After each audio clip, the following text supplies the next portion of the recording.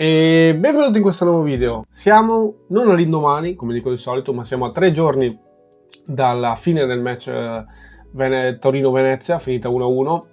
Purtroppo un grosso rammarico, perché anche lì bastava una gestione migliore e oggi, di fronte anche ai risultati di Empoli e Lecce, saremmo stati quartultimi di fatto. Questo è purtroppo un bruttissimo dato, però tante volte ultimamente, tra l'altro, c'è successa questa cosa che potevamo già essere quartultimi.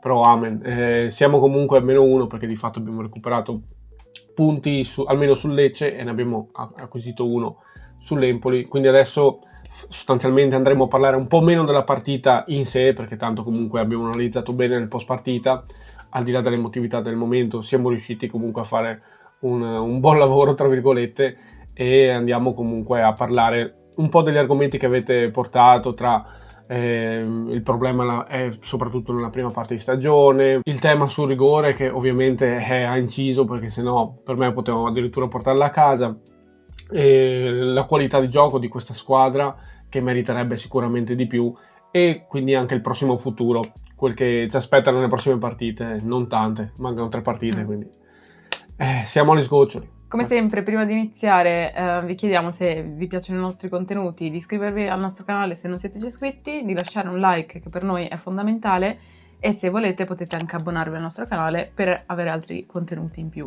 Sì, costa solo 1,99 € e questa settimana abbiamo inaugurato il format delle pagelle, è già presente il video, lo vedete qua a schermo, la miniatura, e insomma basta che vi abbonate e avrete a disposizione questo contenuto. E tutte le settimane, adesso le ultime 3 partite sicuramente lo faremo questo contenuto in più, appunto per premiare quelli che ci sostengono attivamente, quindi lì abbiamo parlato di tutti i singoli e infatti ci focalizzeremo meno sui singoli oggi, perché appunto l'abbiamo fatto veramente in 12 minuti molto bene lì e i nostri abbonati hanno gradito, no? Sì, mi pare, quindi ottimo. Quindi partiamo, andiamo a vedere gli argomenti che avete portato fuori. Maurizio Marchesin, nostro abbonato. Bravi comunque quelli scesi in campo, almeno loro si sono impegnati pur con i loro evidenti limiti. La B, se arriverà, avrà il sapore amaro dell'inutilità di Duncan, della scomparsa di Sagrado, delle papere di Joronen, dei regali fatti agli avversari da Candela. Ma la ciliegina sta nella svendita di Poyampalo e nell'acquisto di Maric, una riserva dell'ultima squadra in Serie A, utile per occupare un posto in panchina. Sì, bisogna dire che comunque gli acquisti che sono stati fatti tanti negativi, sì, però allo stesso tempo... Alcuni, secondo me. Allo stesso tempo sono stati fatti anche tanti positivi, sia d'estate che a gennaio soprattutto, per cercare di rimediare un po' quello che non è arrivato magari d'estate. Secondo me zoccolo duro fatto in estate e miglioramenti giusti fatti in inverno. Esatto, e quindi comunque si è venuto a creare una squadra che più o meno sta in piedi anche, dai. Assolutamente. E sull'argomento di Joronen e Candela, che ci hanno tolto parecchi punti nel girone d'andata, quello sì. Palese. Non possiamo farci niente, purtroppo è andato così. Cioè abbiamo un rimpianto gigantesco, perché adesso sicuramente non saremo a così pochi punti, quello sì, ma non possiamo farci niente, purtroppo. Pensa a fare un calcolo vero su quanti punti, cioè avendo un terzino che non fa certe cose, che tante volte l'aveva pure schierato da Barcetto, quindi è stato anche messo in un ruolo che non è il suo, quindi sicuramente non in condizioni di rendere al meglio, però di fatto comunque sono errori talmente madornali che non puoi imputare al fatto del posizionamento sbagliato. Soprattutto sto parlando di Candela, ovviamente. E quindi sì, sono veramente tanti punti che ci hanno tolto, e lì per me saremo molto più in alto, cioè non dico 10 punti avanti, però qualche punto in più, cioè saremo un po' più tranquilli in questo momento, ce lo meriteremo per come giochiamo, per come siamo, soprattutto anche in questa seconda parte di stagione, abbiamo fatto benissimo di fatto. Purtroppo sì, cioè, ma l'abbiamo detto anche tante volte, i problemi di questa stagione purtroppo sono molto da ricondurre alla prima parte di stagione, dove ci sono stati quegli errori dei singoli, ne abbiamo fatti veramente tanti, a dismisura, non solo Joronen e Candela, però diciamo che loro particolarmente, però evidentemente nella prima parte di stagione veramente c'era uno ogni partita che faceva un casino pazzesco, un errore del singolo madornale che ci costava punti, parliamoci chiaro. E sul mercato, ecco che accennavo prima, sì, Poyampalo per me poteva anche essere ceduto. L'importante per me, al di là del legame emotivo che abbiamo con lui, l'importante era rimpiazzarlo bene e farci scordare di Poyampalo almeno sul campo, no? Con le prestazioni del nuovo attaccante, cosa che purtroppo per ora almeno non sta avvenendo. Io che ho comunque molta fiducia in Fila, perché di fatto a me a livello di caratteristiche tecniche piacerebbe pure, almeno per come l'ho analizzato quando è arrivato, però non c'è solo quello, cioè il giocatore ha pur sempre un carattere. Ha bisogno comunque anche lui di adattarsi, perché è arrivato a gennaio, non gli è neanche stato dato il tempo, e anche Maric allo stesso tempo, anche lui è arrivato, ha giocato le prime partite e adesso non vede più il campo da un po' di partite, quindi è stato rimpiazzato Poyampalo? No, non è stato rimpiazzato da un giocatore all'altezza di Poyampalo, poteva essere fatto, purtroppo questo è un grave problema che ci portiamo avanti. Sì, ci ha provato con Fila, di fatto, perché quello è il vero acquisto per sostituire Poyampalo, però per ora non sta funzionando, evidentemente, insomma. Bisogna dargli sicuramente tempo, perché comunque gli va dato tempo, è presto, però sì, il problema è che noi non abbiamo tempo, è quello che abbiamo ribadito anche tante volte. Purtroppo così, sarebbe stato meglio avere magari anche un Fila, se si poteva economicamente parlando, però come dire, aiutarlo con una figura un po' più già d'esperienza, e quindi ci avrebbe aiutato noi in primis da titolare avere un giocatore così. Vabbè, però è andata così. Andiamo invece a dire quello che ha scritto Marco Perale. Il momento cruciale è stato l'infortunio a Quique Perez. Entra Condé, si smette di fare filtro a centrocampo e arriva a rigore. Ma perché farlo entrare se vedi che fisicamente non ne ha? E perché togliere Yeboah, che ti dice che non è stanco? Tieni in panchina Fila, che sai che tanto sarà nullo, e lasci Yeboah o Ristanio come coppia d'attacco.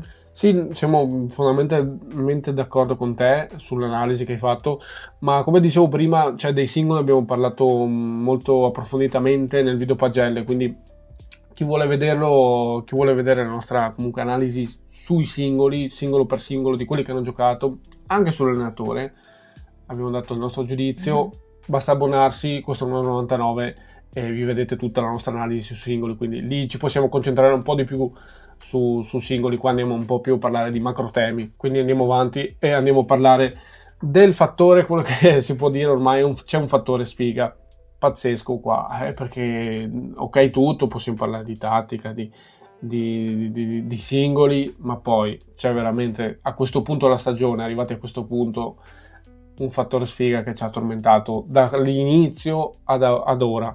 Vediamo nelle prossime 3 partite se può migliorare un attimo la bilancia, che comunque secondo me rimarrà negativa al di là di tutto nel computo totale. Ali ha scritto che sfiga Fiori non è possibile. Sì, molto chiaro, molto essenziale, ma è veramente perfetto per esprimere quello che è il nostro momento, o ad esempio quello che scrive Sette Ode. Purtroppo sembra che il destino di questa squadra sia scritto qualunque cosa faccia. Ennesima occasione dove raccogliamo molto meno di quanto meritato e al primo episodio che ci gira male becchiamo gol. Siamo ancora in corsa matematicamente, ma oggettivamente ci vuole un miracolo visto il calendario. Giocare metà campionato senza centravanti è un'impresa al limite dell'impossibile. Comunque forza ragazzi, la squadra sta veramente onorando alla grande la maglia più bella della Serie A, meriterebbero il miracolo per come si stanno spendendo per la causa. Esatto, contro il Torino comunque abbiamo difeso bene, l'abbiamo detto anche nello scorso video, sembravamo essere in grado di portare a casa questa partita, stranamente, poi però arriva un'occasione, l'episodio esatto, episodico, per forza, che ci penalizza. Ormai siamo abituati in realtà ad avere questi episodi.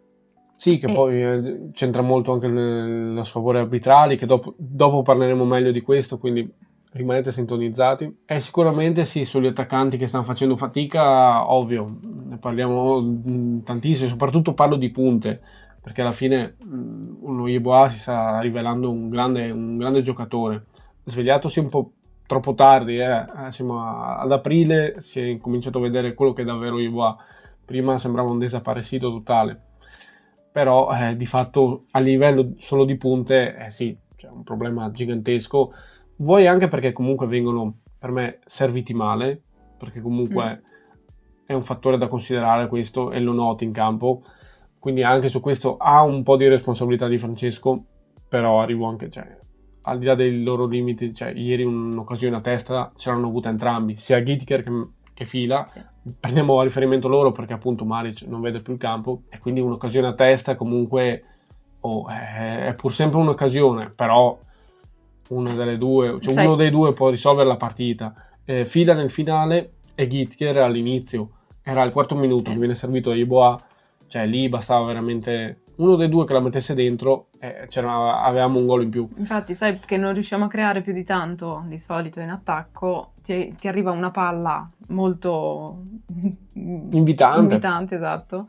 Cioè, sfruttala quella palla. Sai che non te ne arriveranno più di tante, quindi non so, devono essere molto più concreti, però quest'anno non sono stati concreti, bisogna dirlo. Sì, vuoi per loro limiti o vuoi per, cioè, sì, per loro limiti o sfortuna, ma comunque devi essere concreto lì, soprattutto nel post partita mi sono arrabbiato tantissimo con Fila perché a quell'occasione del finale, con il rilancio sbagliato di Milinkovic-Savic e Nicolò Sicoviglia recupera, serve subito Fila, non puoi sbagliare. Cioè, non puoi sbagliare, visto il momento, visto tutto, capisco, sei appena entrato, però cioè, per me è inconcepibile, però vabbè. Comunque, di fatto, poi sì, la sfortuna dell'episodio, ne abbiamo parlato, che ci ha portato a rigore, dubbio, molto dubbio, però adesso la regola è così, ma io non ci capisco nulla su quelle robe lì, non mi va neanche troppo di parlarne. Comunque, di fatto, per il calcio espresso, per l'impegno che ci sta mettendo la squadra per arrivare all'obiettivo, che sembra sempre a un passo, però non siamo mai arrivati a quel passo. Cioè, per il lavoro sulla squadra di Di Francesco, perché questo va ormai sottolineato, che per me ha fatto un buon lavoro, soprattutto di adattamento anche. Cioè, anche per la sua storia, per la carriera che ha avuto, sarebbe giusto che quest'anno tutto questo ensemble, questo insieme, questa unione riuscisse a salvarsi proprio perché un po' tutti ce lo meritiamo, tra l'allenatore, la squadra, i giocatori, noi tifosi, quindi ce lo meriteremo anche in confronto ad altre squadre. Esatto. Però vabbè, comunque sarà durissimo in queste giornate, però comunque ce lo meriteremo, almeno anche per il calcio espresso, secondo me. E contro il Torino ovviamente non è arrivato il risultato pieno perché c'è stato questo rigore, questo anche torto arbitrale, perché di fatto c'è stata una discussione pazzesca su, anche Di Francesco ha portato fuori il tema, ma andiamo a leggere il commento appunto di Fabio Gisotti. Vogliono fuori il Venezia, questo era un rigorino che si poteva benissimo non dare, poi contro il Milan rigore netto per il Venezia, manco rivisto al VAR. Sì, il rigore concesso ci ha tolto 2 punti di fatto, perché lì era al 76esimo, stavamo secondo me anche difendendo bene, assolutamente con ordine. Il Torino si era reso sì pericoloso 2 volte circa, però era stato bravo Radu, però appunto al di là di quello nulla di più. Per me potevamo reggere benissimo gli ultimi minuti e poi arriva appunto, come dicevamo prima, quel maledetto episodio lì. Però io cioè, personalmente faccio il discorso personale soprattutto sui tocchi di mano, perché sui falli in area, i falli di gioco veri, non quelli di mano, mi esprimo, nel senso dico lì c'è contatto, c'è contrasto, è un fallo che puoi dare in area, che puoi dare fuori ma non in area, per dare un rigore deve essere una roba seria, ma sui tocchi di mano io veramente non mi esprimo tanto, perché c'è un tema arbitrale che mi dà quasi fastidio, perché non si capisce nulla, di anno in anno cambia un po' la regola, cambia un minimo. No, anche perché ogni Io ho smesso di aggiornarmi perché ci ho proprio rinunciato. Ogni arbitro interpreta a modo suo le cose, quindi a volte lo danno, a volte dicono no, è troppo vicino, non può essere dato. Non lo so, in questo caso comunque si vedeva benissimo che cercava anche la mano. Il masso, sì, esatto. Cioè, Secondo prendi me in sì. considerazione anche questa cosa come arbitro, dici, stavo cercando proprio di prendere la mano il più possibile, non era neanche Perché un era tiro. perché era chiuso Esatto. nell'azione, non sapeva cosa fare. Non era un tiro in porta quello, era tipo un cross, quindi Sì, Vabbè, è un argomento che non so, Sì. neanche gli arbitri sanno cosa dire su queste cose, perché ogni persona ha la sua interpretazione anche su questo. Sì, c'è il discorso intenzionale, non intenzionale, il movimento naturale del corpo, cioè io Sì. non mi interessa. Per me la regola dovrebbe essere molto chiara, Oggettiva unica. dovrebbe essere, Sì, esatto. esatto, quindi che sia anche la regola semplicemente, c'è il tocco di mano, è sempre rigore, almeno ci mettiamo cioè, L'anima in pace. l'anima in pace, diciamo, quella è la regola, che pure tu la tocchi così non volevi, è rigore, va bene. Basta che la regola sia chiara, cioè, non lo so, per me questa è un po' l'idea.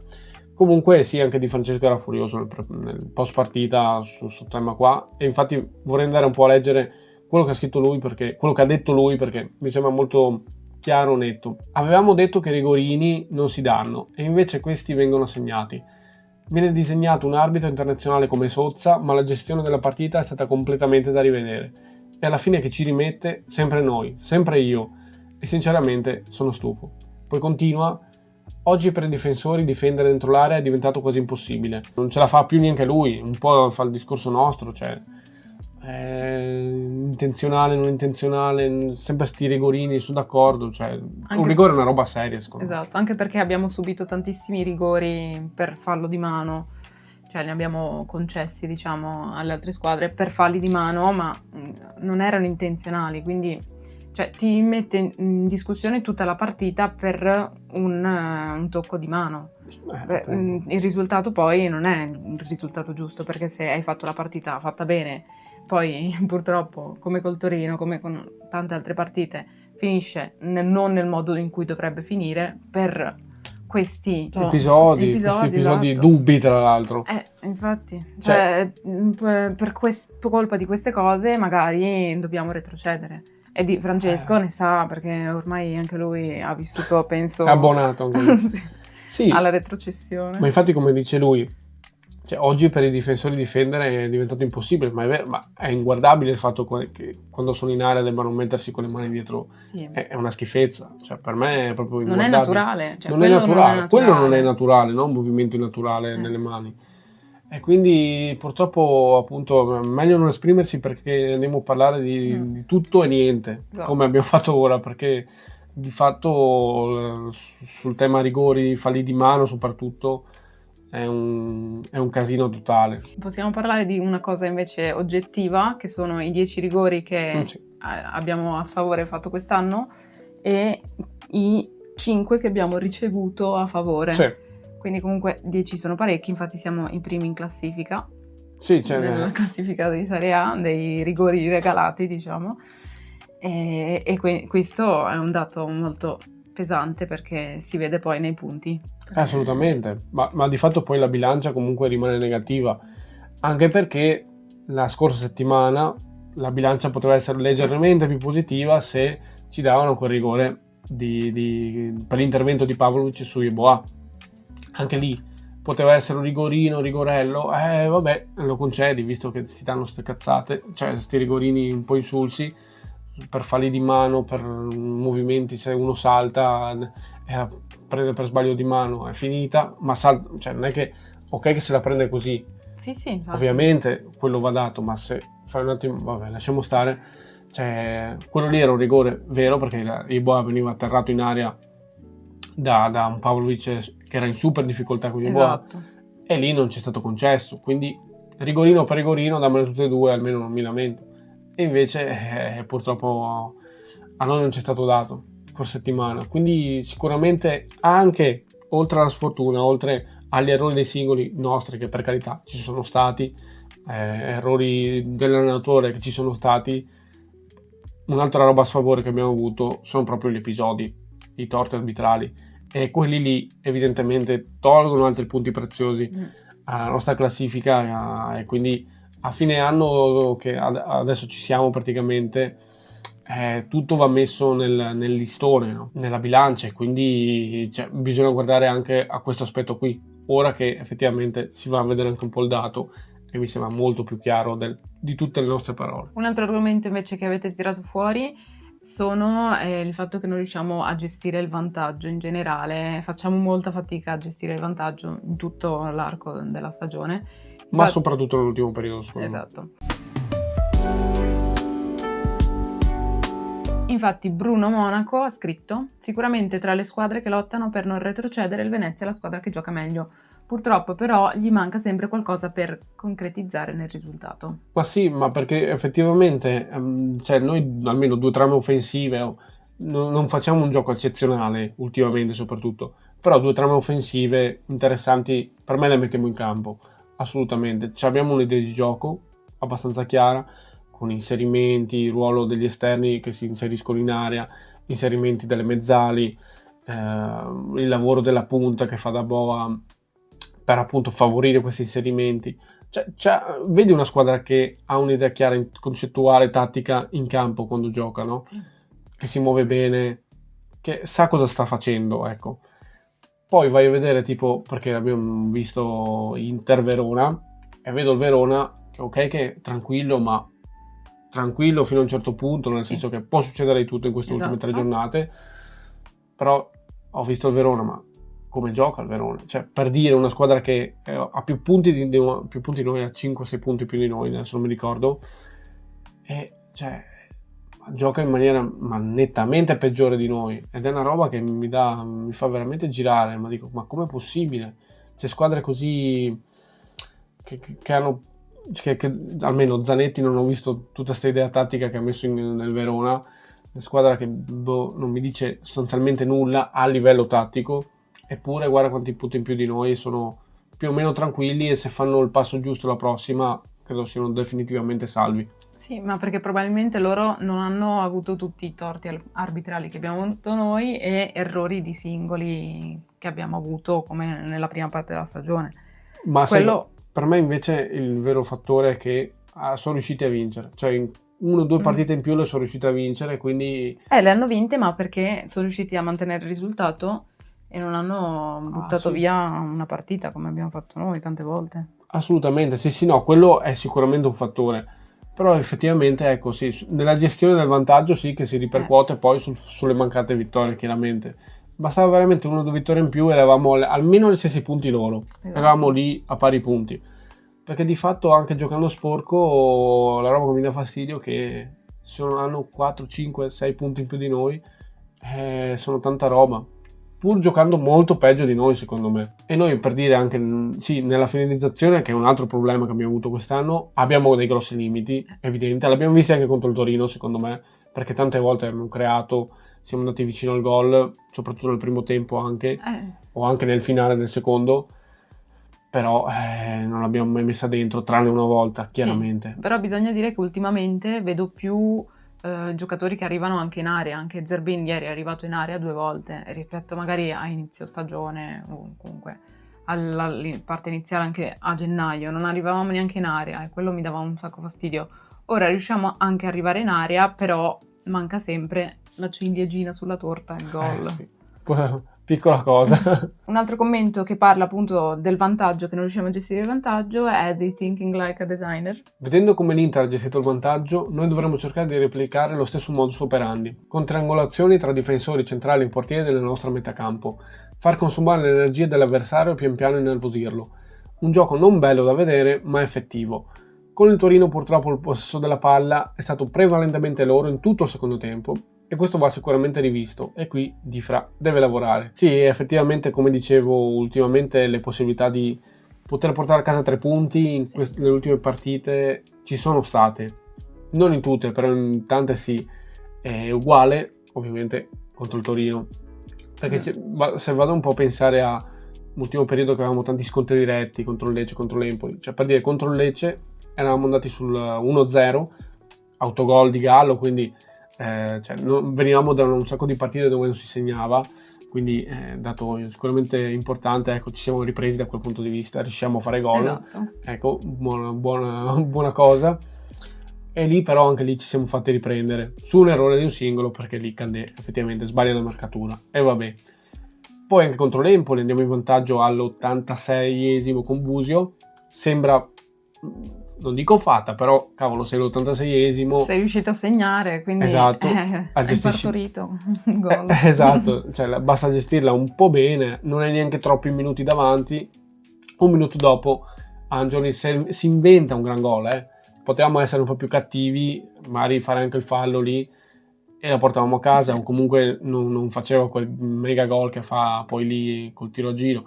Quindi, Sì. e ovviamente contro il Torino, anche lì bastava reggere quell'ultimo quarto d'ora, poi lì effettivamente è arrivato l'episodio dubbio tra l'altro, quindi non mettiamo in bocca. Però di fatto già nell'ultimo periodo vi ho portato 3 esempi di partite in cui almeno una delle 3, non dico tutte e 3, metti caso che 2 andavano come sono andate e una la portavi a casa, magari contro il Torino. Ora Di fatto avremo 2 punti in più, perché di Sì. fatto abbiamo portato tutti i casi pareggi qua. sì. Avremo 2 punti in più e saremo noi a questo punto al 4° posto, momentaneamente salvi. Momentaneamente, perché adesso comunque avremo comunque davanti 3 partite e non cambia la questione. Però saremo per una volta salvi almeno. Quindi vuoi errori difensivi, vuoi la sfortuna, vuoi i torti arbitrali e il fatto che non riusciamo a gestire il vantaggio. O che al massimo segniamo un gol. Esatto, e se segniamo un gol poi comunque non riusciamo a gestire un gol e poi non riusciamo a fare un altro gol, ok? Sono punti che comunque vanno via e ci condannano a essere ora terzultimi. Ah sì, con quei punti lì, ma infatti pensavo che, cioè, una cosa che ha detto Di Francesco mi ha fatto un po' pensare, cioè, lui ha detto che nel secondo tempo non hanno fatto una buona prestazione, è ok, è che era un po' deluso da questo punto di vista. Sinceramente, cioè, mi aspettavo fosse un po' il piano gara quello di abbassarsi nel secondo tempo, vedendo un po' l'esempio del Milan dove nel primo tempo abbiamo fatto bene, energia, palla, e poi nel secondo siamo calati. Ho detto, vedendo quella partita lì, ha detto, contro il Torino, sapendo di questa cosa, primo tempo sempre lì a palla, abbiamo creato tantissimo, abbiamo giocato bene, creato azioni. Nel secondo mi abbasso e a maggior ragione che sono in risultato, cioè che sono in vantaggio, cerco di tenere il risultato. E invece comunque non era soddisfatto della cosa, quindi insomma era solo per dire che non voleva giocare così, però a me sembrava onestamente un piano gara efficace e di fatto stava riuscendo come piano gara, perché se non c'era quell'episodio dubbio la portavi a casa secondo me, perché il Torino non l'ho visto così in forma, così pimpante, ecco, vuoi perché è tranquillo, vuoi per 1000 ragioni. Comunque questo sicuramente è una cosa che mi ha fatto riflettere. Dopo tutto quello che abbiamo detto, quante possibilità abbiamo di salvarci? Nicolò Sabbion dice: nel secondo tempo non siamo scesi in campo purtroppo, oggi ci voleva la vittoria per andare a +1 dal Lecce, perché ora si mette dura.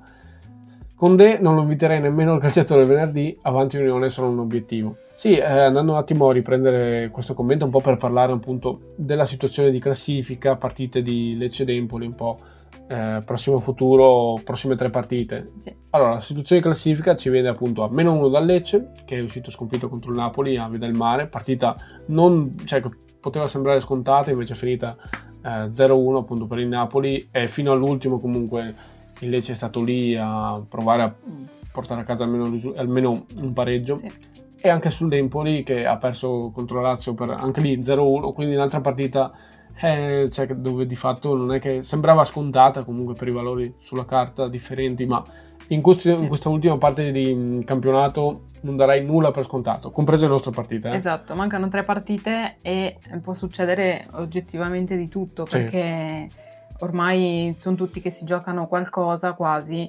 soprattutto il Napoli, che abbiamo visto che si gioca lo scudetto ora. Tutte quelle che devono andare in Europa. Esatto, che sono sì. tante quest'anno, quindi siamo noi tante che dobbiamo salvarci, sono loro tante che devono cercare di ottenere qualcosa in Europa. Sì, hanno un obiettivo comunque. Esatto, quindi sarà veramente un finale di stagione molto intenso. Madonna. Sì. Cioè questo vale anche per noi in realtà, perché comunque a dispetto anche di un calendario difficile può succedere di tutto, perché avremo Fiorentina, Cagliari e Juve. Quindi per me non dobbiamo partire per vinti nessuna partita, al di là della differenza dei valori sulla carta, nemmeno appunto con Fiorentina e Juve in particolare, perché è il finale di stagione, i risultati strani se ne sono visti anche in questa giornata, anche nelle scorse, quindi veramente non vuol dire nulla, perché per dire sempre parlando di questo tema, noi abbiamo un calendario difficilissimo e come ho detto in varie prepartita il calendario più facile per me ce l'ha l'Empoli, che delle 3 è il calendario sicuramente più semplice, perché avrà Parma, Monza e Verona, però anche lì sì, soprattutto il Monza mi sembra la partita un po' più semplice di queste, con una squadra ormai veramente, cioè, anzi ieri è stata matematicamente retrocessa. Però anche nelle partite contro Parma e Verona, che potrebbero venire risucchiate nella lotta in caso di sconfitta, questo è un tema, quindi semplice ma fino a un certo punto. Sì, perché appunto sono a 32 punti entrambi e non sono matematicamente salve, quindi non possono permettersi di non giocarsela e di non vincerla. Il Parma, ad esempio, avrà l'Empoli, appunto, di cui parlavamo prima, però comunque è un vantaggio rispetto a che avere l'Inter. Però non vuol dire, perché comunque il Parma, se perde, rischia di finire risucchiato insieme a noi in questo vortice salvezza nel finale del campionato, che può diventare veramente devastante. E poi il Parma, tra l'altro, avrà anche Napoli e Atalanta, quindi match veramente difficili con squadre che si stanno giocando qualcosa di importantissimo. Il Napoli per lo scudetto, l'Atalanta per la Champions League. Esatto. Noi però siamo ancora vivi e abbiamo ancora 3 partite da giocarci e siamo a -1 dalla salvezza, quindi abbiamo un obiettivo molto importante, quello della salvezza, e quasi quasi potremo anche meritarci la salvezza da quello che abbiamo visto in questo girone di ritorno, perché veramente rispetto a quello di andata, quello di ritorno è stato molto meglio, abbiamo anche realizzato molti più punti e meriteremo anche di salvarci, secondo me. Sì, diciamo che non, per il girone d'andata forse da esterno direi non ti meriti di salvarti, perché ho visto veramente il delirio più totale a livello di prestazioni, non tanto di squadra, a volte anche di squadra, ma soprattutto a livello di singoli, dici non te lo meriti, no? Per la squadra che hai. Nel girone di ritorno invece c'è stato un netto proprio cambio e secondo me lo meriteremmo veramente, per un po' per tutti i discorsi che abbiamo fatto di gioco, di volontà, di carattere della squadra. Però posso anche dire che secondo me arrivare a 3 giornate della fine e a essere ancora vivi, essere lì a -1 dall'obiettivo, non è proprio a -1, perché comunque sennò finirebbe tutto in spareggio, quello sarebbe veramente il dramma più totale. Però vedremo all'ultimo cosa succederà. È veramente già un mini obiettivo raggiunto, essere ancora vivi in questo momento. Mini obiettivo, non è che sto dicendo che siamo a posto così, siamo già vivi, siamo ancora vivi, quindi bene così.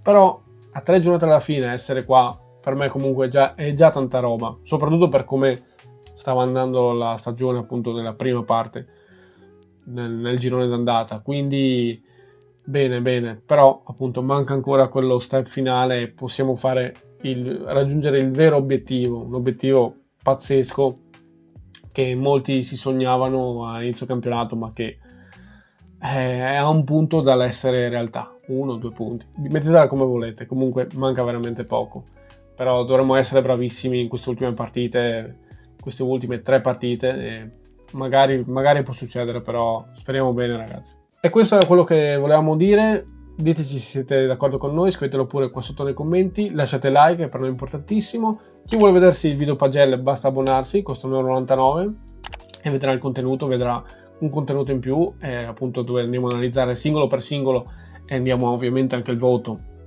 ai nostri giocatori scesi in campo. E c'erano anche voti insufficienti. Sì, per forza. E attivate la campanella così non vi perdete i prossimi video. È sempre Forza Venezia. È sempre Forza Unione.